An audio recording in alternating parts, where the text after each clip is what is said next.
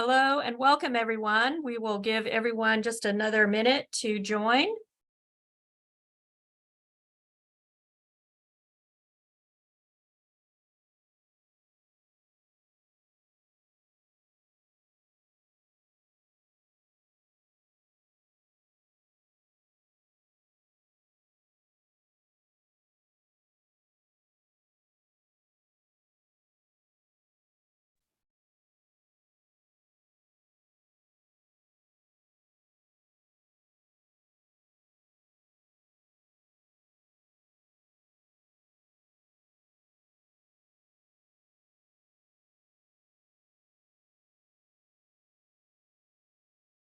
I'll just give it another 60 seconds to allow people to join and we will get started.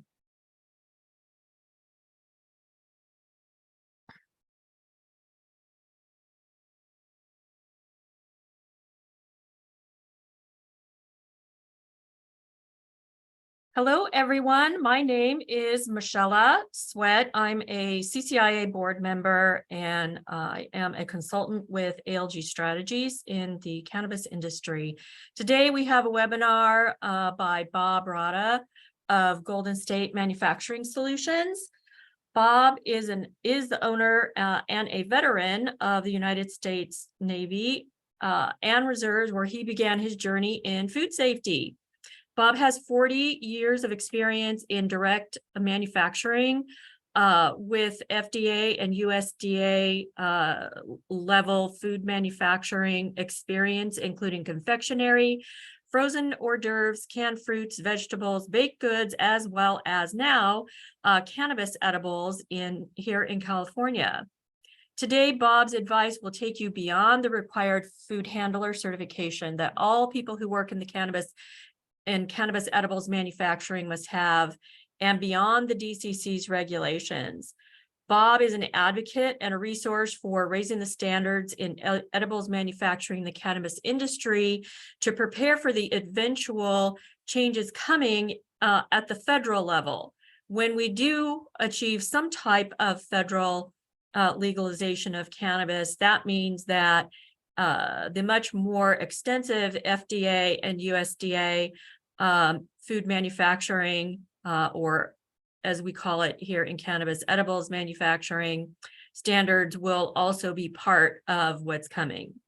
So as a member of the CCIA Ag and Manufacturing Committee, Bob shares his expertise with CCIA members, and we are happy to have him today to share more about food safety and edibles manufacturing. We are going to hold all questions until the end. You can drop your questions in the Q&A in the webinar, and then I will help moderate the questions at the end. Welcome, Bob. Well, hi. Thank you, Michaela, for that great introduction. I really appreciate it. And hi, everyone. Thank you for taking time out of your day to join us for this extremely vital subject. I know it's going into your own time, and I truly appreciate that. And I'd like to thank Michaela for her support, in addition to CCIA support for this educational webinar, and looking forward to future ones as well. So, and as Michaela said, my name's Bob Rada. I'm the owner of Golden State Manufacturing Solutions, and I'm also a member of the CCIA on the Ag and Manufacturing Committee. So today, the goal for me is to not only generate more understanding about this concept of food safety, but also to promote the concepts and that will ultimately help safeguard your company as well as the consumers and your customers. So, but before we get into all the meat or the edibles of the information, I do just want to say one quick thing, that cannabis edibles are not considered as food by the state of California and by a number of other government organizations at various levels. So they don't recognize as meeting their definition of food. However, my position has always been and always will be that the concepts and guidelines and best practices that make up food safety are fully applicable to edibles, not only for the safety of consumers, but also, again, to protect the business. So having said all that, I'd like to ask kind of a rhetorical question before we get started. And I'm not going to need anybody to like come on the speaker and answer, but I want you to really think about your answer. Okay. So, and again, I know this is about cannabis edibles, but bear with me on the question. So when you go to the grocery store to do your shopping, okay, do you walk the aisles thinking about the food safety of the products you're buying? Okay, I'll give you a minute to think about your answer. Okay, so if you said yes, that you do walk the aisles thinking about food safety of what you're buying, all I can say is welcome to my world. Okay, but if you said no, then what that really means is that you take it on good faith that all the companies whose products you're buying at that moment in time are safe and wholesome to eat. Okay, and that is really the exactly the reason why we're here today, to talk about food safety of edibles. The goal is that anybody walking into a dispensary that looks at your product is not going to think about that question, that they're going to take it on faith and on good faith that it's safe and wholesome to eat. Okay, so that being said, the main question for this is, what is food safety and why is it so critical? And you notice the asterisk there, and that because, again, they're not considered as food, but we are going to talk about all those concepts that you really do need to meet in order to produce safe and quality products. Okay, so the answer to the question is, what is food safety? Food safety is keeping the consumers safe from physical and emotional harm associated with your products. And this physical and emotional harm can be a result of illness or injury or death. Okay, and it sounds simple enough, right? That you're keeping everybody safe. Okay, but all edible manufacturers want to produce high quality products at the correct potency and be efficient in your operation. And you've got all sorts of programs and policies and procedures that are in place to help you do that. But food safety is such a critical necessity, as well as a legal requirement, so much that if you don't have really a strong program, or as strong as you can make it, everything else, none of that other stuff matters, because you can overcome quality issues. Quality has ranges. Okay, you've got targets, you've got a minimum max on your quality standards.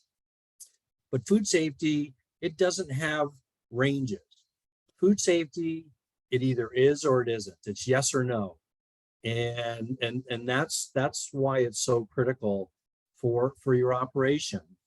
Okay, so I don't want to spend a lot of time on definitions of illness and injury. I mean, death is self-apparent, but really what it boils down to is the definition of illness and injury would be determined by juries and judges, in the event of a bad situation. So we're not going to spend a lot of time on that. Okay. So the second thing is that food safety can and will definitely impact whether or not you can stay in business. Okay, and what that boils down to is whether or not you're ever going to be involved in a recall, which is what these programs are meant to help mitigate and to prevent. Okay, I mean, the direct cost in dollars of a recall could cost you $50,000. It could cost $1 million or more. It all depends on the size and the nature of the recall. What is it being recalled for?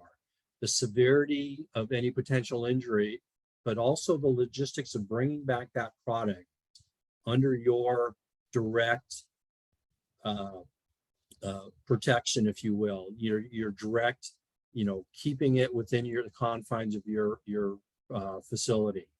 Okay, but the thing with a recall is the one thing that you can't put a dollar value on, the indirect cost that you can't put that dollar value on, is the loss of trust for your products, your product name, your company name, and so on.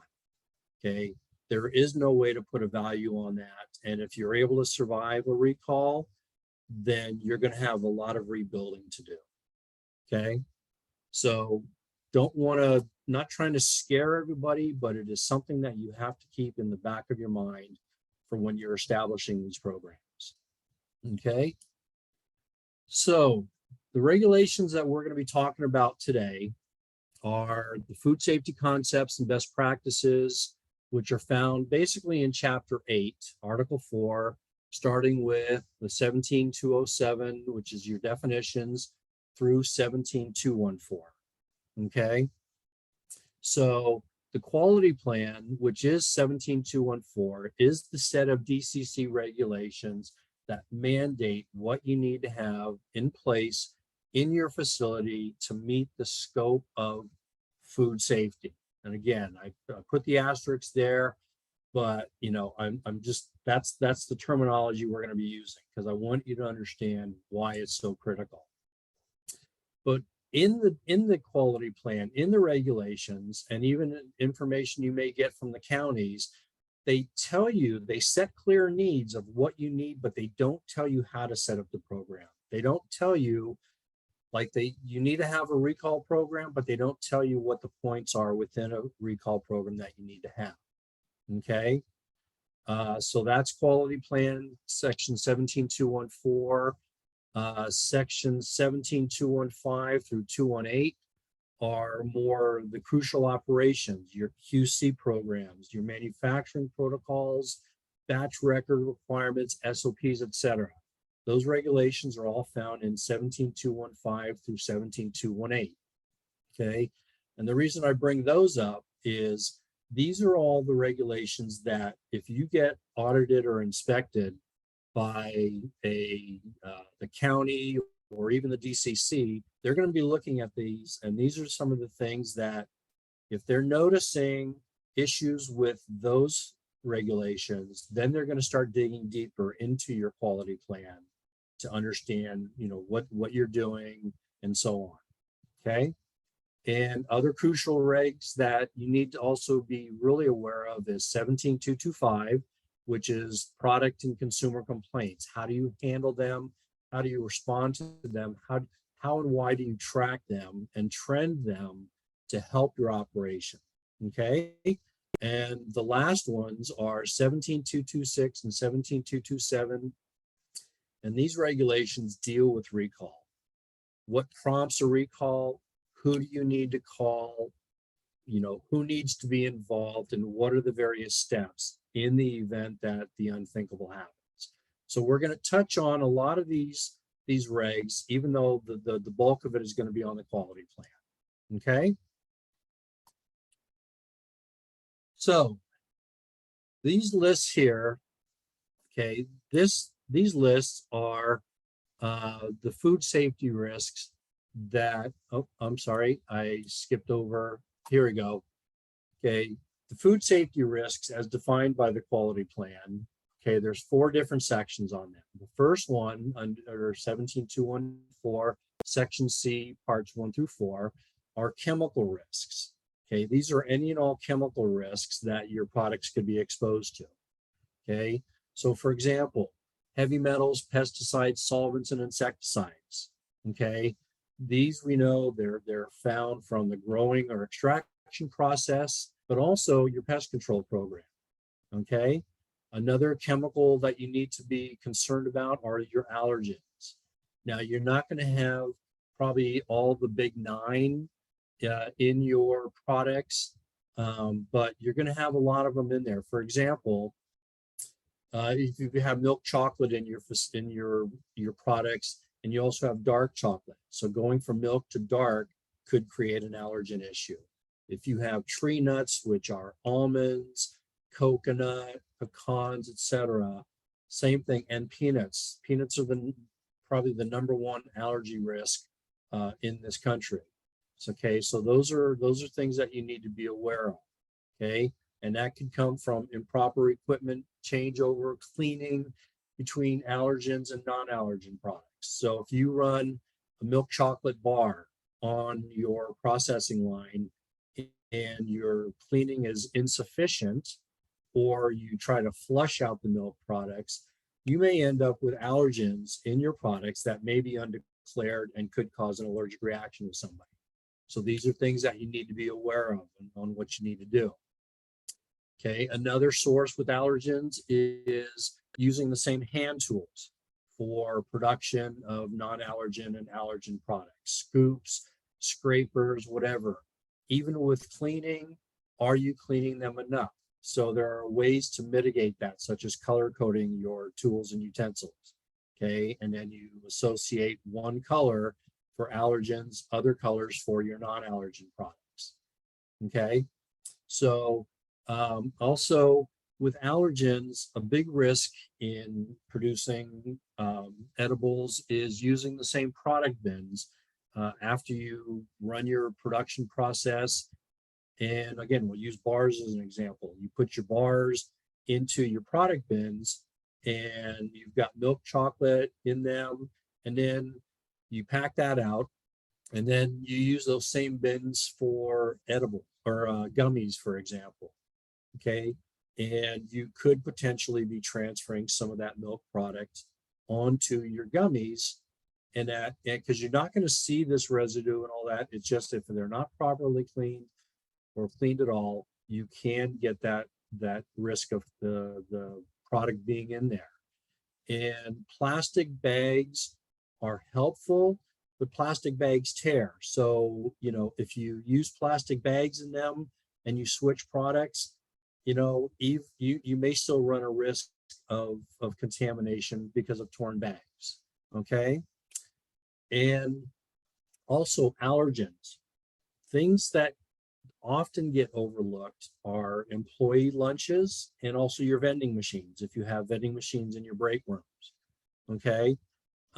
You don't necessarily want to tell employees what to bring in their lunch, but giving them information, raising their awareness about food allergens, that they may have peanut butter and jelly sandwich, or they have some food that contains soy sauce or soybean lecithin. Okay, they get it on their clothes or in their hands and they don't wash properly, they aren't aware of what can happen, and they go out and they start working around food products. These are very real sources of potential allergens within cannabis edibles. Mainstream food manufacturing, non-cannabis products, huge issue with allergen awareness and that's really what it all boils down to, is making your employees aware of the risks, and that way they will wash their hands more thoroughly, make sure that they're not getting it on their clothes, etc. Okay. Other chemicals that are part of the food safety risk, part in your production processes. Okay, if you don't have good training in the use of, but also the separation of non-food chemicals from food chemicals and ingredients, you could get broken containers, torn bags, and you could get, you know, dust of one chemical falling into containers of other chemicals. So it's really critical, again, awareness and training and how you store your chemicals and your ingredients, separate areas, etc. Okay. Another part of your production process that could cause this issue is improper handling and spraying of cleaning chemicals or insecticides around exposed product or even just in the building. Okay. Typically, sanitation needs to be separate from the food production or the edibles production, because you're spraying detergents, you're spraying sanitizers. They're not meant to get on exposed product. And insecticides, pesticides for ants, anything else that you may find in your facility. Best practice within the entire food industry is that you never spray insecticide, your raids, you know, even your so-called environmental friendly insecticides. You're not supposed to spray those inside your building.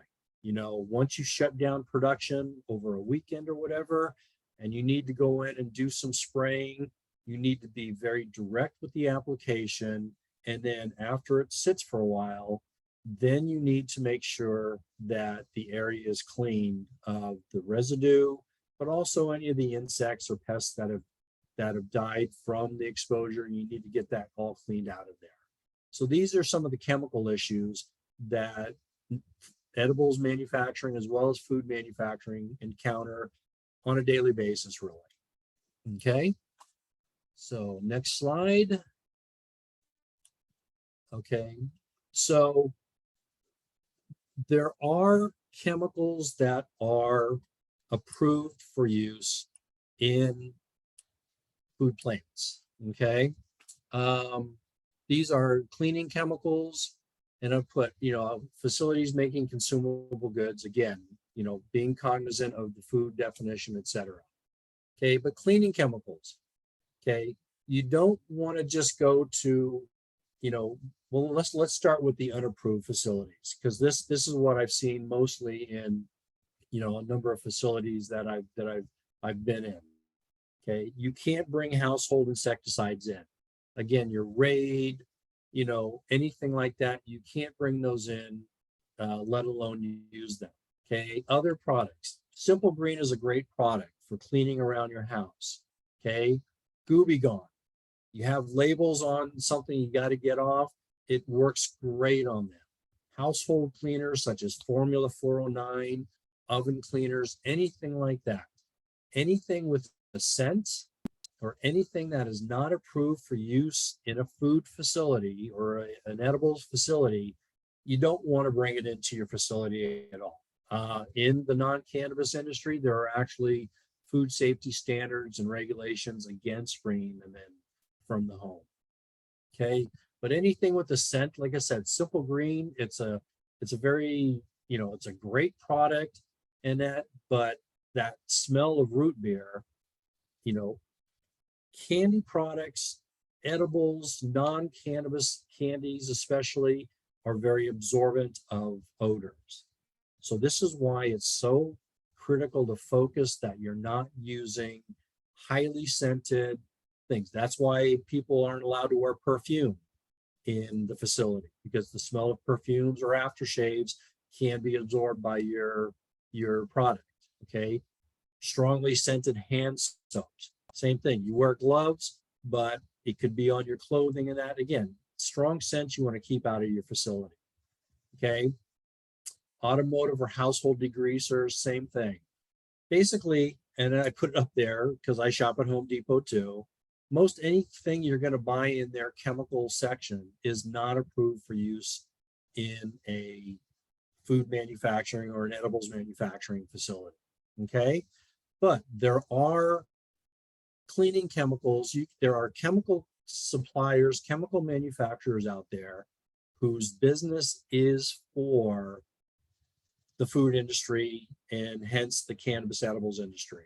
Okay, they have cleaning detergents that are made for, you know, cleaning what you have on your equipment, on your floor, etc. So those are things that you want to look at from a chemical company.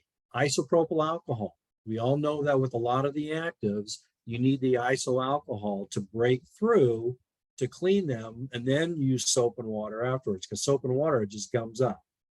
Okay. And I also put on there a note about, you know, with the 70% iso alcohol versus the stronger alcohols, the 99 and the 91% alcohols. Okay.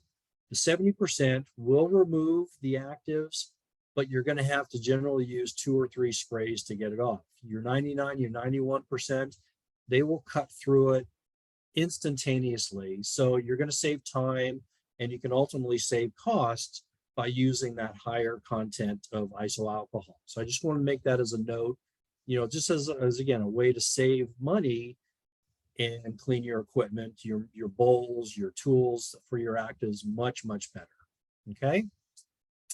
And the last section on chemicals, and this also, you know, it'll kind of lend itself to the unapproved ones. Okay. Any lubricants, any solvents, any like silicone sprays, they must state on their label that they are approved for use in a food facility. Okay. Forget the definition right now, but you want to get something, and you're going to see it like your Grangers, your McMaster Car, and other like catalog suppliers.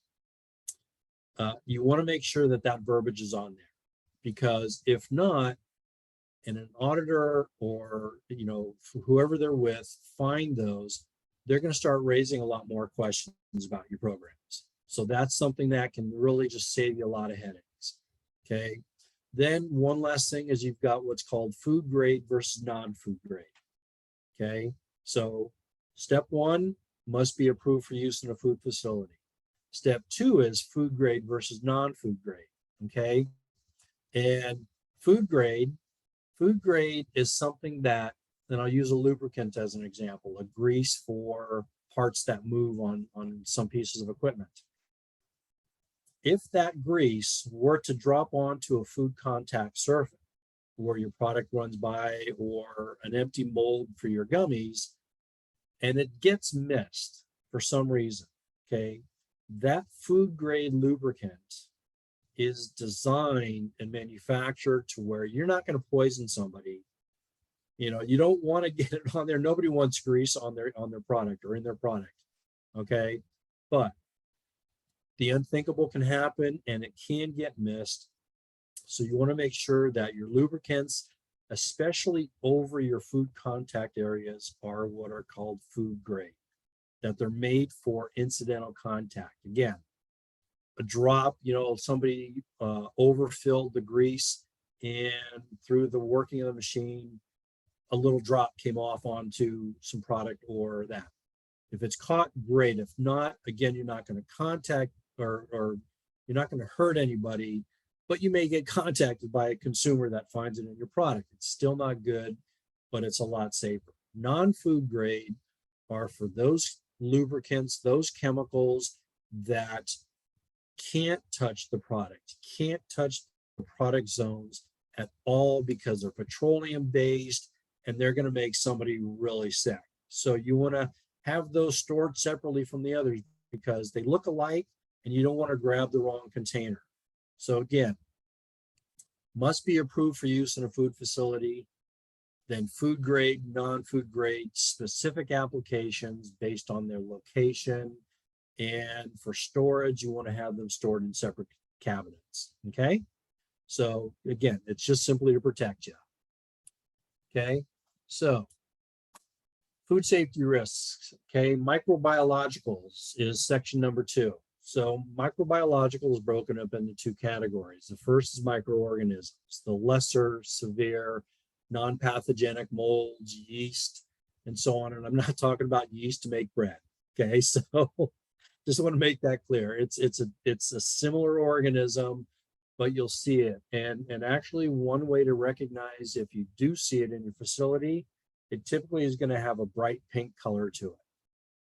So this is areas where it's predominantly wet, a lot of moisture, after cleaning, it doesn't have a lot of time to dry, consistently. So you'll see a pink color to the wall or to something that can be removed. That very well could be a yeast buildup.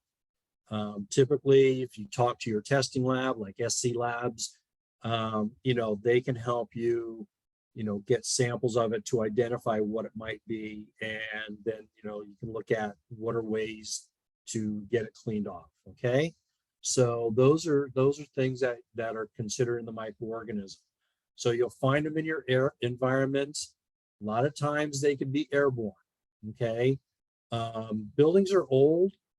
Buildings are typically in the older parts of town, and that doors are constantly getting left open. And then all of a sudden you see the breeze come, and if you've got curtains, the curtains start billowing, and you don't know what's being blown into your facility because of these open doors. Okay. So these are all avenues for airborne bacteria and molds to get into your facility. Okay. You've got unprotected areas of your equipment. Okay. Areas exposed to your ceiling and that's where the product is exposed. And so these are all areas where you need to look at, how can it be addressed to protect the product from something settling that's in the air and you're not going to really see. Okay. Another source is if you've got production processes that just put critical levels of moisture into the air. If you've got a process that evaporates off a lot of water, that water, if you don't have really good exhausting to the outside, that water goes into your environment. And a gallon of water typically weighs 7.5 pounds. Well, that water evaporates 100%. You've got 7.5 pounds of water vapor in your facility. Now you multiply that times 50 gallons, 100 gallons.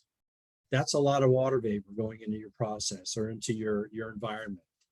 Okay. So making sure you've got good exhaust and so on. Okay. Ingredients. It can come from ingredients not being rotated properly. They get expired, and expired products can start to grow mold in them, especially if you've got a moist environment or if the bags are open in any way. So you got to be careful that you're rotating your ingredients properly so that they don't go bad and be a potential source of mold in your environment. Okay. And another way is SSOPs, your sanitation standard operating procedures. Okay. If they're incomplete or they're not being followed properly, and it could leave product residue behind, which is a little moist, you could also get mold growth on your equipment. Okay. So making sure your SSOPs are very robust and making sure that there are at least 1 or 2 people inspecting your equipment when they're done, whether it be a quality person or somebody else in production operations, doing a quick pre-op inspection to make sure that it's been cleaned thoroughly. Okay. These are all ways that you can also get microorganisms into your facility. Okay. And in addition to microorganisms, you've got pathogens. Okay.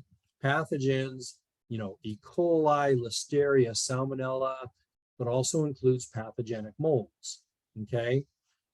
The E. coli is from hands not being washed properly.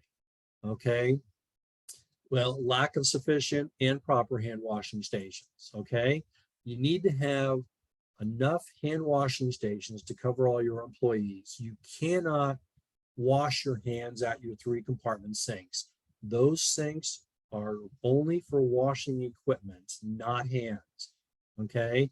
And I'll put a note up there. If you don't have a 3 compartment sink, you need to get one.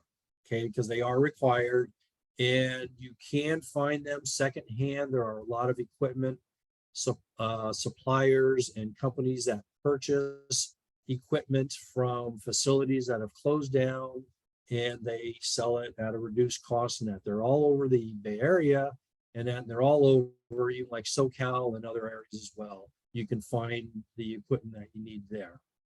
Okay. Thirdly, you need to have really good training, not just on hand washing, but everything. And you need to have verification and validation. Okay. Verification is that the program is there, it's working. Validation is that it's meeting the required parameters that you're looking at. Your validation of your cleaning procedures is doing swabbing. Okay. But during your training, the one way to validate your training is a simple little quiz, 3 or 4 questions based on the amount of material, the complexity of the material. You could have 3 or 4 true, false, or multiple choice questions or combinations, something to make sure that those key points were understood. Because if you, at the end of your training and you go, okay, so how many people understood and understand all the material, and that they're going to see you and they're going to raise their hands as well. Okay. But to validate that and any auditor is going to want to see this, whether it's, cannabis edibles or non-cannabis products. These are things that inspectors and auditors look for, okay? But the other part of it is you want to have in your program observations. You want your supervisory staff, your managers, as they walk out on the floor, even your owner, the company owner is there. You want them observing, are the employees following the GMPs properly? One thing that people do, trying to do the right thing, when there's a break in the action, somebody will go with their gloves on, they'll go grab a broom and a dustpan and they'll start cleaning the floor. Okay, again, they're wanting to do the right thing, but then they put the equipment back and they go back to their job.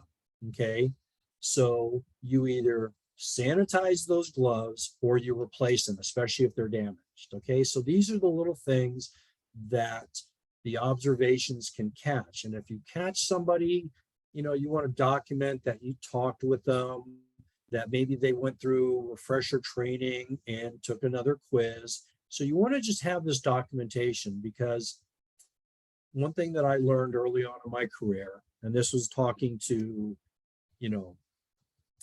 food inspectors and auditors, I've been in inspections from the U.S. military, and they all say the same thing. Tell us what you're doing in your procedures, your programs, your policies. Now demonstrate it and prove it that you're doing it. And this will be your quizzes, your observations, and that, because they want to look at is what's in your written programs, exactly what's going on the floor. Okay.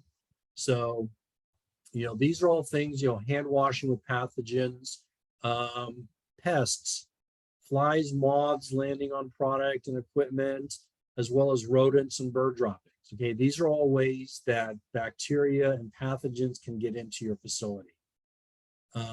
Bird droppings, last thing you want to do is get a bird inside your facility. It's a nightmare to get them out. And believe it or not, there are laws against shooting birds, pellet guns, BB guns, whatever. There are laws against it. So, understanding how to get a bird out. It's really easy. It takes time, but it can be done. Okay. But rodents, keeping doors closed, make sure you got a really good pest control company, keeping them out of your facility. If you have signs, then if you're doing your pest control in-house, and there are things that you can and can't do. But if you've got a pest control company, they're your best ally for getting them out of there. Okay. Now on the bird droppings and rodent droppings, in all my years, I have seen pallets of materials come in with bird droppings on the plastic or on the sheet that's on the top. I've even taken boxes apart and unpalletized things and, find rodent droppings. Okay, so these are all things to look out for. And if you're not sure about your risk, you can also talk to your, especially with your environmental. Okay, talk to your testing lab, again, like SC Labs, and they can help you to get a snapshot of your air quality. Real easy, real simple, and I've done it a number of times, and it's very simple to get that done. Okay, so, but again, you want to understand your risk. Okay. Bob, Yes. hi. Hi. In the interest of time, just want to do a quick time check. We're almost at 12:45. Gotcha. So we want to leave a little time for questions as well. So just doing a time check for you. Okay. All right. So great. Okay. So the next one is physical. This is self-explanatory: metal, glass, stones, filth, and dirt, dust, and animal droppings, and hair. Okay. Production equipment is a source. Improper maintenance or cleaning. Your environment. You've got open equipment exposed to overhead dust and dirt. Okay. Personnel. Don't wear your smocks outside. No jewelry. Some places allow bands with no stones. Some places that allow no jewelry whatsoever.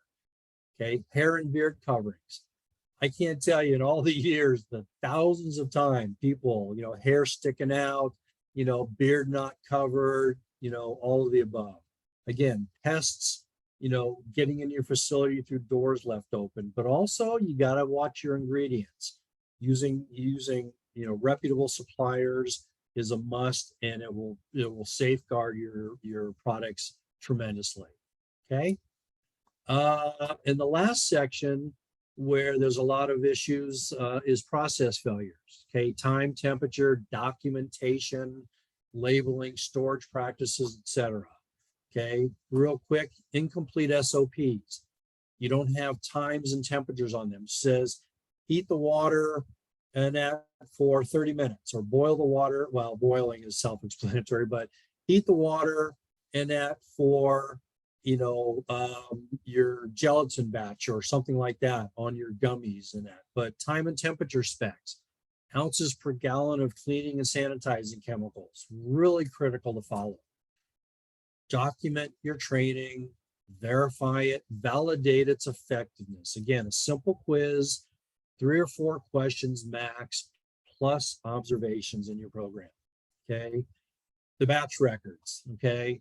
Incomplete batch records, and somebody may not catch them until it's too late. And then you've got, incomplete or incorrect information. Okay. Okay. This next one is really a big pet peeve of mine.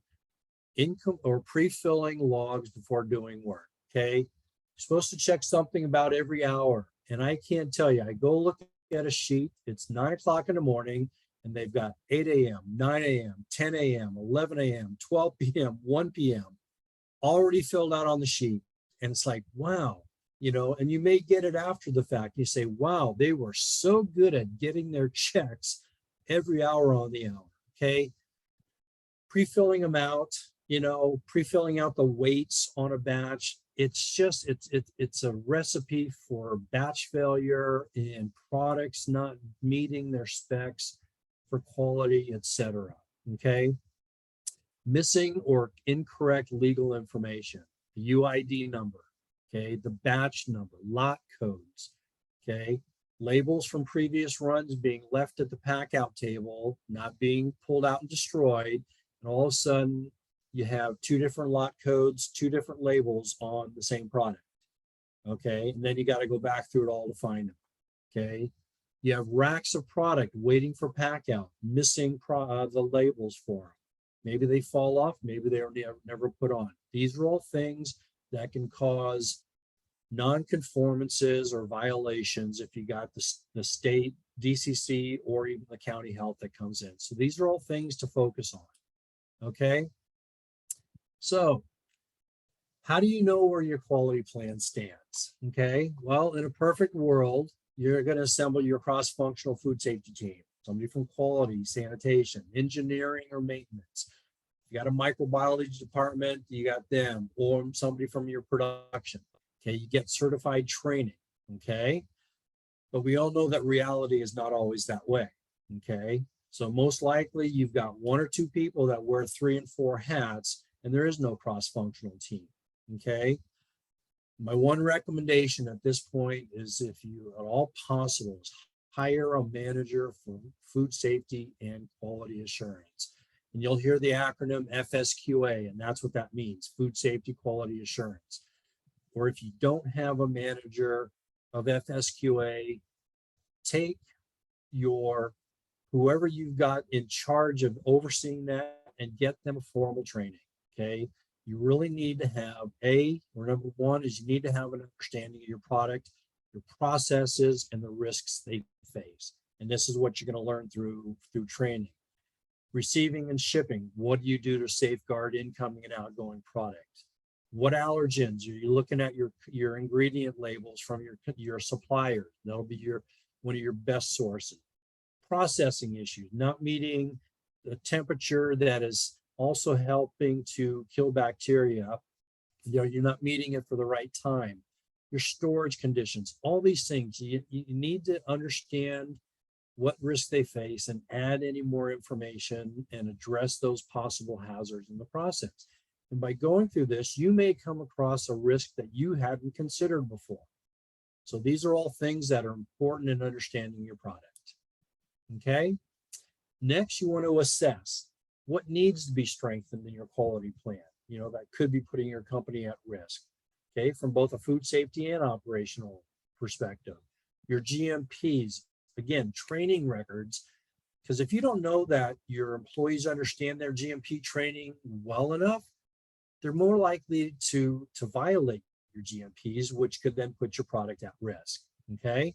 Production records, product labels, making sure they're accurate and correct the first time.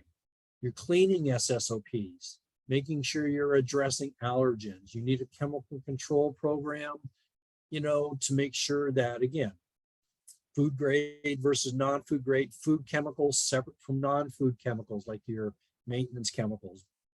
And lastly, but not least, is your air quality, okay? You want to understand and assess what is your air quality, okay? But the best way to go about that is to prioritize, okay? Because what's going to protect the consumers first and foremost, and then the business as well, in that order specifically. And through all that, you then develop what you need to meet compliance to the quality plan regulations, but also the other regulations that we touched upon from operational standpoint. Okay, so what are some of your options at this point? Okay, if you're not sure that your quality plan is fully compliant, you start now with very precise, very prioritized steps. It can lessen your headaches, and that because even if the DCC or the county health comes in, they see the work you're doing and putting into your programs, they're less likely to shut you down, give you a violation. I don't know how that works with fines, but you want to try and minimize that at all possibilities, okay? You can also review your programs against established food safety standards that are out there, and that they've got the added value of looking at all these food safety programs, which if you compare them to the quality plan are very eerily similar, okay? But you can also look at other aspects of your operation, shipping, receiving, storage, all of the above, okay? And, it helps you to fix areas that provide increased value to the company, increased efficiencies, and potentially one of the end results is hopefully increased income. Okay, so these are all the things you can do now. Okay, so last slide. Okay. We have last some slide. Questions. What's that? We have some questions, so just Okay, doing another time check. we'll get to those then. So in closing, first and foremost, and the reason this is called Walk Then Run is, and I attribute this to Michaela. Okay, you got to walk first before you can run, and that's with anything, not just food safety and that. So first and foremost, the priority is to maintain full compliance of the state's requirements of the quality plan and food safety. Okay, but remember, you're working towards full compliance of all the regulations. But while you're doing this, you can be creating a culture of food safety where it's second nature. I've been doing this for 40 years, and I walk into a facility and I do things without thinking, what do I need to do? Because I've been doing it, I believe in it, I bought into it, and that's what's critical to develop that culture. Then once that's all accomplished, not only do you maintain compliance, but like Michelle alluded to in the beginning, as federal legalization comes on the horizon, it's in the industry's best interest to start preparing now, step by step, and not wait to the last minute. Okay, so everyone working together and with the help of experts such as the members of the CCIA like Michela, from a compliance standpoint, I've never met anybody that's got the knowledge that she's got, although I'm sure there are people out there that have a lot of knowledge as well. Okay, but even when the industry is struggling, if we all work together, we can decrease risk associated with food safety outbreaks and then also build further consumer confidence. And that's what it all boils down to, is having the consumers come back again and again. Oh, so what questions can I answer? And thank you very much for your time. So shoot. All right. Thank you for sharing all of that information and your expertise. So we have a question related to GMPs, good manufacturing practices. Mhm. So GMPs are required in the in the California regulations for Mhm. edibles manufacturers. Mhm. But the question is, do you think that the state of California for cannabis edibles manufacturers, that there should be a certification? I think I know your answer to this question, but do you think there should be an actual certification issued by the state rather than just the required, or in addition to the required elements and Okay, that's a regulation? great question. That's a great question. There are what are called GMP audits that focus specifically on the GMPs within a facility, and you can get a certificate of compliance showing that you have passed a GMP audit. If you're concerned about, again, the knowledge and the employees that are going through the training, having that quiz, having the observations will tell you if they're fully understanding it. Is a certification required? It's not required, but it does demonstrate that your company has taken it to the next level, and that and would be something that your customers would be probably most interested in. Great. Another question is, we've talked about the difference between the California edibles manufacturing standards and what you would call a FDA level food manufacturing standards. Can you highlight a few differences of what or additional like higher level manufacturing standards that FDA would have as opposed to what we just have in California? Well, you did give one example in the presentation, and that's air quality measurements. That's not currently required in California, but I know you and I have talked that's required if you're doing FDA GMPs. What are some other examples you have in that area? Well, once it becomes federally legalized and under the umbrella of the FDA, okay, then what I envision is that you will then have to meet all the requirements of FSMA, okay, and specifically And what the is one that FSMA? I'm FSMA? sorry, FSMA is the Food Safety Modernization Act of 2011.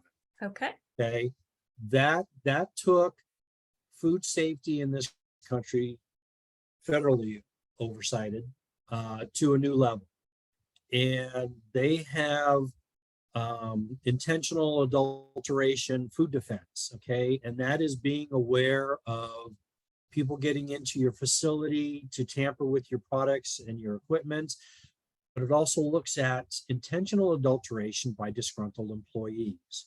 And you're going to need to have full programs related to these topics. Foreign supplier verification program. Not all edible manufacturers, but a lot probably get some of their ingredients through brokers, but some of these ingredients may be coming from foreign suppliers, and you're going to need to have certain documentation showing that they have met a certain kill step during processing and production by the manufacturer that then safeguards your products that they're going to be going into. So all these parts of the Food Safety Modernization Act are going to come into play, and you're going to have to meet all of them. Fantastic.